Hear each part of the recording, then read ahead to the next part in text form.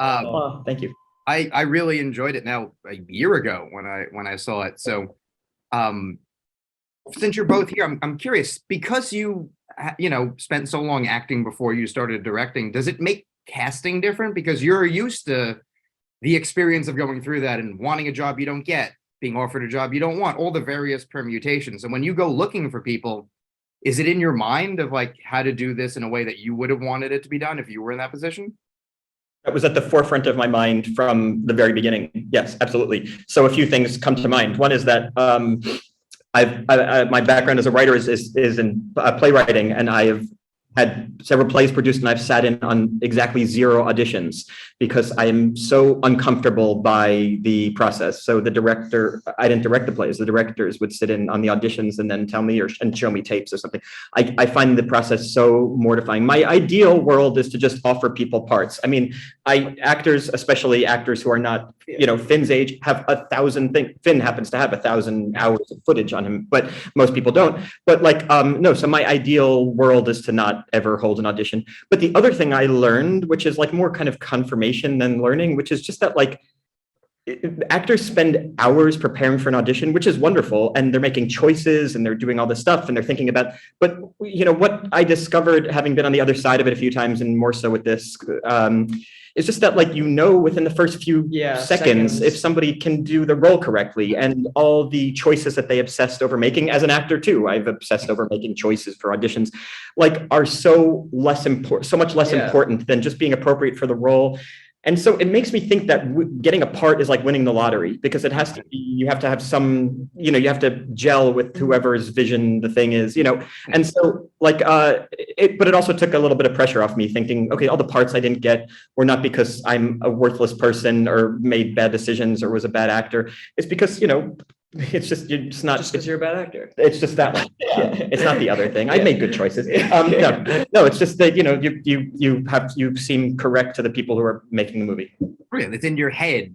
When you're writing it and when you're preparing to direct it, you have something in your head. It may be just a comparison, but you're thinking of something just like Finn, when you're thinking about getting ready for the role or hearing about it, you're starting to think about how you would do it, even if you haven't started to work on it.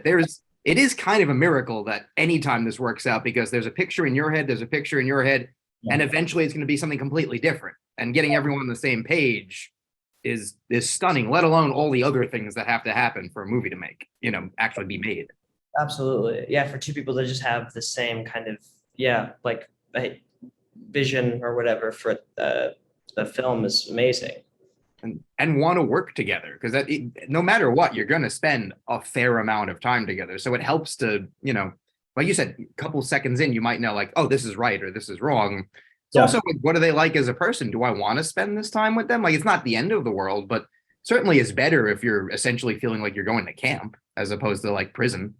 Yeah. Did you hold auditions? Now, Finn just directed a wonderful movie that I got to see a lot of just now, but did you hold auditions? We did, because we had to. There was not much. We had a small budget, and we wanted to find young people that we hadn't seen before. That was kind of we designed the film to audition people. Oh, that makes sense.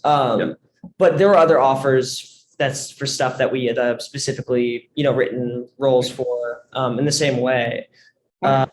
Sometimes it just is that you just have to audition, and sometimes it works out well. Oh yeah, and also it's when you have, especially with a project like this, it's offering a role that's a little bit different than you're likely to have played before. Because when you get offered a role, I'm sure this is true for both of you, 9 times out of 10, it's something you've already done, a version of that. It's, oh, you thought of me because I've done it, and that's inherently less interesting in one manner or another. So getting to play this role is interesting because it's a new challenge, and getting to see someone do the role, I'm sure, is satisfying, because obviously doing it in its previous incarnation is satisfying, but seeing it as a film is sort of its whole other accomplishment, I feel like. But Finn is also this very self-aware, sweet, sympathetic, smart, funny person, and the character he's playing is very unself-aware, missing social cues. And so what's great from my perspective as somebody who's trying to get this wonderful synergy of this person who has all of these wonderful virtuous attributes, and trying to bring him in to play this thing that is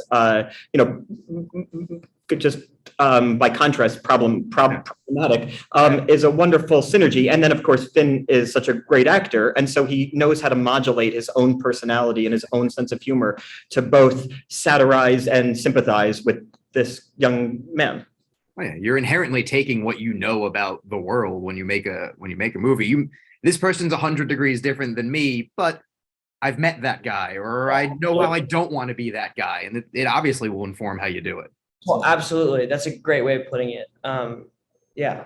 Thank you. Oh, yeah. Well, especially with a realistic film. You're making Ghostbusters. You're like, okay, I know that it's and that's not realistic to you. I mean, listen. No, I'm just kidding. But no, like there's something to like, it's just the camera and actors and nothing else is going on, because that's inherently closer to what we do in the world. We have conversations, and you know, if you're like me, you have awkward conversations also. So you just, how you navigate that is what you do as a person. But when you make the movie, you can go, well, I kind of wish I'd done that, or I wish I hadn't done that. And that can be the background almost for the performance. Maybe something no one notices, but it just makes it how you find the character. Yeah, absolutely. Yeah, I think most of the conversations in this movie don't go smoothly, I would say. Right. I'm trying to think of one conversation that goes smoothly. No, not really. I think it's almost designed that way. Yeah, I mean, yeah, absolutely. We're there, you know. Yeah, you go through periods of life where things are awkward every day, all the time, and sometimes you feel great and things are fine. It's also, completely. I don't know. It depends on the kind of time of your life, I guess, as well. Oh yeah, it's, if you don't have an awkward moment in your life, you're not doing it right. I kind of think that's how you find who you are. You have to figure out what you're not, in a way. Yeah, Right. absolutely. That's kind of what the movie's about. It's like, both of these characters realizing kind of what they're not, and what they actually respect, and what they could be capable of. Yeah. And I think, and I mean, listen, the work speaks for itself, but I think the fact that it is asking those questions in a way also is reflective of what it's like in the industry. When you start out, you don't really get to do what you want. You do what you're able to do. And then slowly you're able to make your way and then go, oh, I can say no to a project for the first time. That's cool. Like, I feel bad saying no, but like, I have the ability to not worry about that. There's something there that I think for Finn, like being able to play the role while having other roles under your belt, as opposed to a newcomer, and Jesse, like having the career and being able to go, well, I want to tell this story, and I probably can tell it better now than if I told it 10 years ago, or capable of doing it. There's something there, and I think it really informs why the movie works and why it connects with people. Oh, thank you. Thank you. There's also something very special about like being an actor, because people have a feeling like they know you. And so for Finn, who's also an amazing musician and very popular in that field, and now both of us like directing, I think we have an advantage, not only being in the industry, but I have just noticed there's like this strange thing, because people feel like they know you because they've watched you.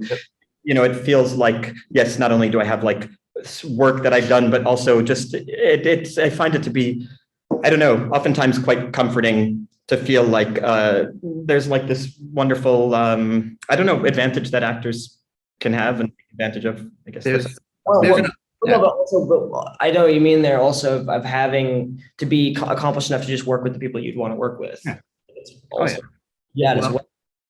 Congrats, guys. I know we have to wrap. And to what Jesse said, like, there are upsides to a parasocial relationship. You just kind of feel like, oh, I have a lot of friends out there and I don't necessarily meet them, but they kind of want well for me, except for the ones who criticize. But the ones who want well, I like that they're there. Yes. It's about also probably being comfortable with that as well. Oh, yeah. Which, listen, there are worse things in the world. But yeah, once you're comfortable with like, oh, people will watch what I do and have opinions, you can kind of just do what you want and be happy with it. Yeah, that's true. Let it go. Exactly. Congrats again, guys. Thank you so much for doing this. Nice to see you, Joey. Oh, yeah.